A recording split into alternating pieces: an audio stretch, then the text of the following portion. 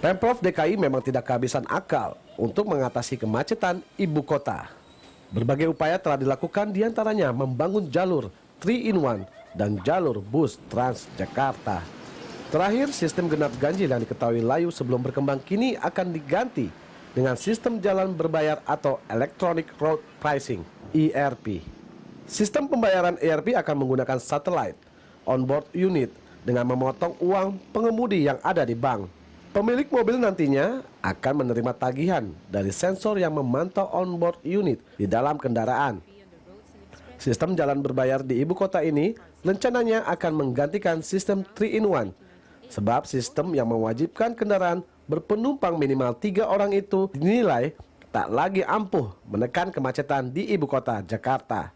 Nada pesimis mengatakan strategi itu tidak akan berjalan bila ERP tidak dibarengi dengan pembenahan angkutan umum. Penerapan ERP tidak akan berhasil mengurangi kemacetan jika tidak tersedia angkutan umum yang nyaman, aman, dan memadai. Angkutan umum yang minim kualitas dan kenyamanan seperti saat ini akan membuat masyarakat tetap menggunakan kendaraan pribadi, kendati harus membayar berapapun ketika melewati jalur ERP. Lantas, sudah siapkah ibu kota menerapkan ERP? Hari ini Pemprov DKI Jakarta akan memberlakukan uji coba Electronic Road Pricing (ERP) dan program ini merupakan jurus terbaru Pemprov untuk mengurai kemacetan yang semakin akut di ibu kota ini. Lalu bagaimana mekanisme dari ERP tersebut? Akankah mampu mengurai kemacetan di Jakarta? Nah, untuk membahasnya di studio telah hadir pengamat transportasi Darmaning Tias, dan di ujung telepon kita telah tersambung dengan Ketua Dinas Perhubungan DKI Jakarta Muhammad Akbar. Selamat pagi Pak Darmaning Tias. Selamat pagi Pak Muhammad Akbar. Selamat pagi. Kepala Dinas Perhubungan DKI Jakarta, Pak Akbar. Hari ini uji coba, Pak, pemberlakuan ERP? Ya, jadi hari ini kami akan mencoba peralatan yang sudah dipasang ya beberapa waktu yang lalu. Tapi uji coba ini masih mengetes beberapa peralatan, apakah sudah terkoneksi atau belum dengan back office yang juga ditempatkan di dekat gerbang tersebut. Jam berapa rencananya Pak? Karena tim kami di lapangan melihat masih ada sepi, belum ada kegiatan. Iya, memang ini kan hanya saat ini sedang mengetes peralatan saja. Saya sih rencana nanti akan meninjau agak sore mungkin ya, setelah asar gitu saya akan coba menggunakan satu kendaraan yang dilengkapi dengan OBU gitu ya. Oh, seperti itu dengan onboard unitnya ya. Iya, lalu berapa lama rencananya Pak uji coba ini? Kirakan sih 3 sampai 6 bulan gitu. 3 sampai 6 bulan ke depan ya. Iya. Oke, boleh dijelaskan Pak kepada pemirsa juga sebetulnya bagaimana mekanisme dari ERP ini Pak? Ya, mungkin pertama-tama saya harus sampaikan dulu bahwa ERP ini bukan kebijakan berdiri sendiri ya di dalam mengatasi kemacetan, tapi ini merupakan paket kebijakan yang terdiri dari perbaikan angkutan umum, kemudian pembatasan lalu lintas.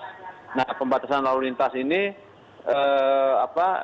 yang digunakan adalah dengan ERP ini gitu, dan juga nanti ada traffic management, law enforcement. Jadi ini satu paket kebijakan.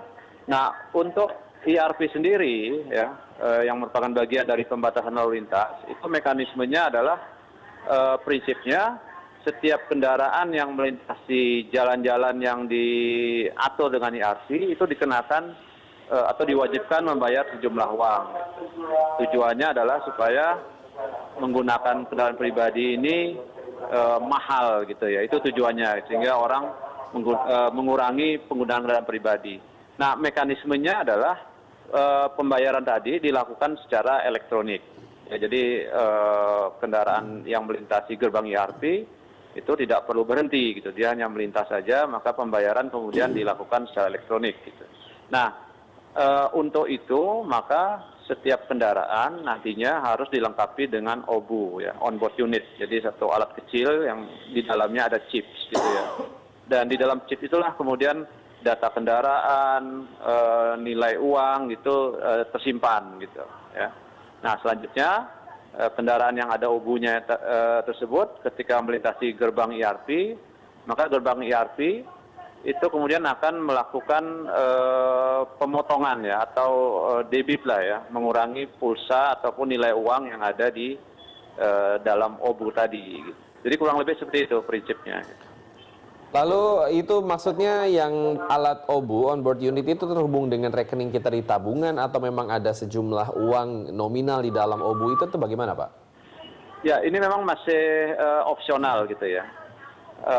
Bisa saja OBU yang ada identitasnya tadi itu dikaitkan dengan satu rekening bank khusus gitu ya, rekening bank pemilik dari OBU tadi, yang kemudian gerbang ERP akan melakukan semacam auto debit gitu ya ke rekening yang bersangkutan. Atau opsi yang kedua, nilai uangnya itu disimpan di dalam OBU-nya gitu ya. Nah kemudian selanjutnya gerbang ERP akan melakukan pemotongan terhadap nilai yang ada di OBU. Ini masih opsional. Oke, itu soal pelaksanaannya. Sendiri untuk tarif bagaimana Pak Akbar? Ya, tarif ini masih kita kaji terus gitu. Ya. Tapi untuk angka sekarang sih ya, itu feeling saya sekitar Rp30.000 gitu ya. Rp30.000 untuk seperti apa nih Pak? Boleh dijelaskan lebih lanjut? Rp30.000 itu sekali masuk gitu. Sekali masuk? Ya, jadi sekali masuk, maka dia dikenakan pembayaran sebesar Rp30.000. Baik itu kendaraan arus lalu lintasnya sedang macet atau lowong, itu bagaimana Pak? Iya, artinya kalau gini, memang tarif ERP itu kan nantinya dinamis, ya. Tapi untuk awalnya, ya, untuk memulainya, sekarang ini dengan angka-angka di tahun 2014 itu sekitar Rp30.000. Nah, nantinya ketika tarif ini diterapkan, maka kinerja lalu lintas akan dievaluasi, yaitu terutama kecepatan dan jumlah kendaraan yang melintas. Ketika indikator tadi menunjukkan masih macet ya, dengan Rp30.000 masih macet, maka dalam waktu sebulan atau 2 bulan tarifnya akan dinaikkan. Sebutlah misalnya naiknya Rp35.000 gitu. Nah setelah dengan tarif yang baru itu akan dievaluasi lagi. Kalau ternyata masih macet, maka tarifnya akan naik lagi. Ya, sebutlah Rp40.000 gitu. Nah, kalau dengan Rp40.000 kemudian kinerja lalu lintasnya bagus ya, tidak macet lagi, maka tarifnya tetap di angka Rp40.000 gitu. Jadi tarif ini dinamis nantinya. Oke, jadi dinamis bukan pada saat hari itu, melainkan memang ada masa untuk dievaluasi terlebih dahulu seperti itu Pak ya? Betul, ya jadi untuk memudahkan, memang tarifnya berlaku sehari gitu. Sehari, oke. Hanya dalam waktu sebulan atau 2 bulan itu akan dievaluasi. Jadi kita akan melihat kinerja lalu lintas secara rata-rata dalam durasi sebulan atau 2 bulan. Ya, ini pas uji coba ini 3-in-1 masih berlaku Pak atau bagaimana? Oh gini, ini kan uji coba ini hanya menguji coba sistem dan peralatan. Jadi belum ada konsekuensi apa-apa terhadap pengguna kendaraan. Sehingga aturan-aturan yang berlaku sekarang masih tetap berjalan seperti masih tetap berjalan dan yang lain-lain. Baik, kita tahan dulu Pak Akbar. Pak Darmaningtyas, bagaimana Anda menanggapi yang disampaikan Pak Akbar tadi?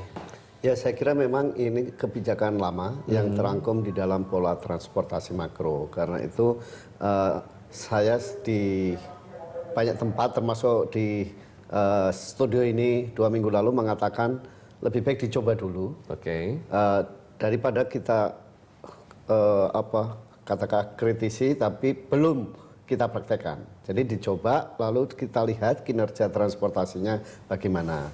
Hanya saja memang problem sekarang adalah koridor Blok M kota itu sekarang sedang dibangun, atau khususnya Blok M HI itu sedang dibangun MRT, dan pembangunan itu sendiri berdampak pada peningkatan kemacetan di jalur tersebut, termasuk juga untuk angkutan umumnya, khususnya busway ya, sehingga perjalanan busway itu menjadi lambat. Padahal di PP 97 tahun 2012 yang mengatur mengenai IRP ini, salah satu indikator untuk pelaksanaan IRP adalah soal pelayanan angkutan umum, yang masa tunggu seseorang di halte itu tidak boleh lebih dari 7 menit. Tetapi ini faktanya pembangunan MRT ini berdampak terhadap timbulnya kemacetan sehingga orang bisa menunggu lebih dari 7 menit gitu. Yeah. Nah ini saya kira faktor X dari pelaksanaan IRP. Tetapi kalau pelaksanaan IRP-nya sendiri itu dari banyak negara yang melaksanakan itu cukup efektif untuk mengurangi kemacetan.